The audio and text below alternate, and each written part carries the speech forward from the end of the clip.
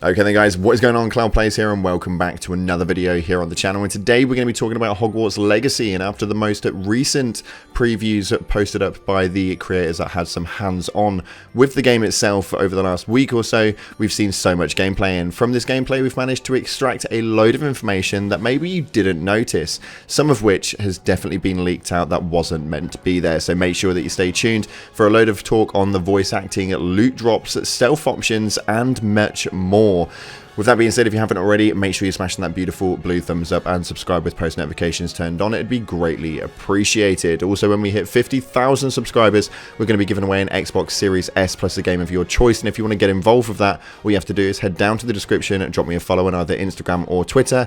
Make sure you're a subscriber here on the channel and leave a comment with your username and the platform you followed me on. With that being said, let's dive on into it. So there is so much inside of these gameplays, but some of the bits that you may not have noticed and may not pay attention to is the bits that we're diving into today. So we can see how often loot drops from enemies, and it seems to actually be quite a lot. The best part about it is if you do manage to, during the process of attacking and going through fight phases, if you lose where they ended up dropping, you can use the Revelio spell to show it. On the controller, that will be the left button on your D-pad, and the loot is not few and far, to say the least. This stuff is dropping by the bloody bucket load. So what it does mean is that we're going to be maining up with a load of materials for things such as crafting materials for potions and all that sort of stuff. Hopefully, as we break a lot of this stuff down, because obviously you're not going to be picking up everything to gear level up. You are going to be having some of the lower grade stuff which we're going to dismantle, or we're going to be able to trade into stores for extra gold. On top of that, we have got voice acting. Although it is better than what we've seen in the past, it still doesn't seem great from your character specifically. It seems extremely misplaced and a little bit odd. Here, listen to this. Mean anything to you? I'm afraid not. Why? What is it? Now, voice acting and placement from the other characters and NPCs inside of the game, though, does seem like it's definitely had an upgrade from what we've seen over previous months and even the last year. It definitely seems to be a bit of a skeptical point on your own character, as obviously you can build the way that your character looks, plus add the voice in yourself. So sometimes it does look a little bit mismatched and doesn't seem to meet the mouth movements so much. But again, maybe that's just me being a skeptic and going through these as YouTube videos a little bit too much.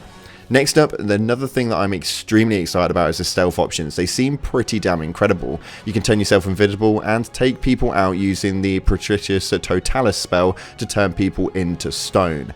Now, my biggest issue with this is it does seem, as you can see in the gameplay, that in other areas they are completely oblivious to what's happening around them. You can take out people with the Totalis spell and you can be stood right next to somebody else who will not even notice that you've done it. So a lot of the NPCs and enemies that we are going to be facing inside of this do seem quite static and stiff, like with very little movement at all. This just seems to be down to the difficulty settings, but we're not 100% sure on exactly whether that's going to be the case or not, or if this is just the way that NPCs actively are inside of the game.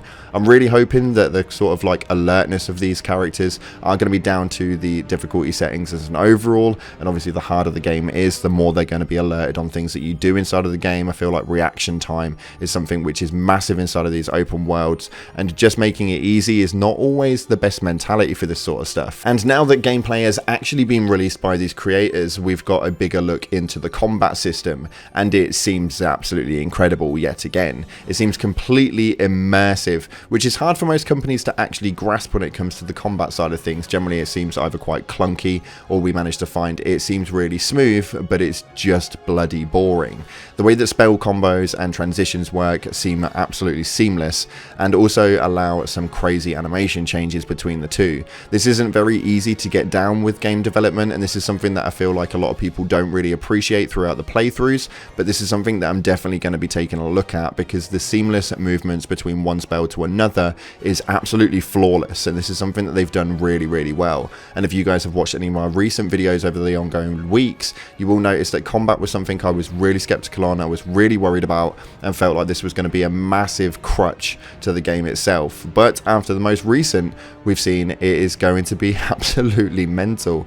And even from the gameplay that we've seen, it is not the final point of the product. This isn't the final build, and we're still going to be having the day one patch, which releases on the 7th for the early access and on the 10th of February for the full release. Now, we have had another leak of the map in 2 different locations by a YouTuber called Craze Gaming. Now, I can't actually show them here on video, mainly because these guys at Warner Bros just seem to strike me down for everything that I put up here, so we're not going to take the risk. We have got a Discord running at the moment with a pure leaks section instead of Hogwarts Legacy sub point. You guys can go into that chat, into the pure leaks chat, and you'll find the leaked maps in there, as well as a load of spell leaks that we've got access to, all of the spells and what they look like, and a load more information with regards to the game. So make sure you jump into the Discord, get involved with a load of like-minded gamers, and you can all just chat about what's going on and what we're seeing at the moment. Who knows, you may even see something we've not covered here on the channel yet. And finally, we're going to talk about something which is kind of down to an individual's opinion,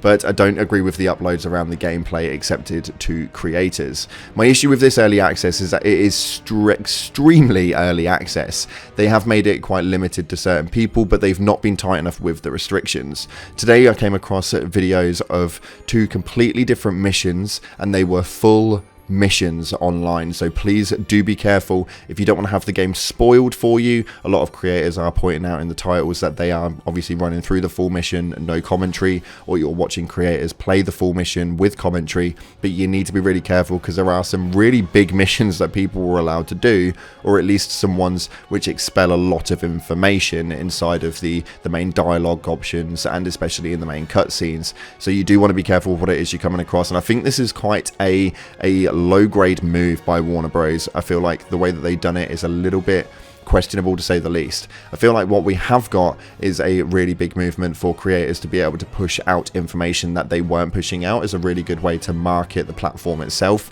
and the marketing strategy behind that would have been absolutely amazing and would have worked so damn well, especially with the amount of talk that's going around with this game at the moment. But the fact that they're able to upload full missions kind of puts this on a bit of a dampener and enables a lot of spoilers for people before they've actually dived into the game, which even now at the point of recording this, the gameplay's been available 4 days and we're 2 weeks before the game officially launches.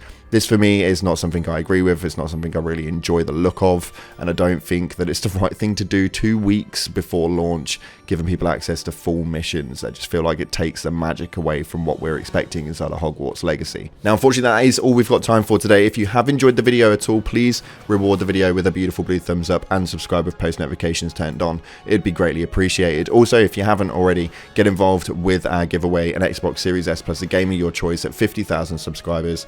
Head down to the description, drop me a follow on Instagram or on Twitter, and make sure you're a subscriber here on the channel. Leave a comment with your username and the platform you followed me on, and that is it for today. Thank you so much again for watching, guys. I appreciate all your faces, and I really appreciate all of the support that you've given the channel over the phase of Hogwarts Legacy and forward. Hopefully we'll see some of you guys on launch, as we're going to be live streaming the game on the dot, the moment that it drops on midnight launch, hopefully February 7th. So make sure that you are here for some live gameplay and live reactions to the full game in all its glory. Thanks again for watching, guys. Appreciate you all, and as always, until next time, I'll see you in the clouds.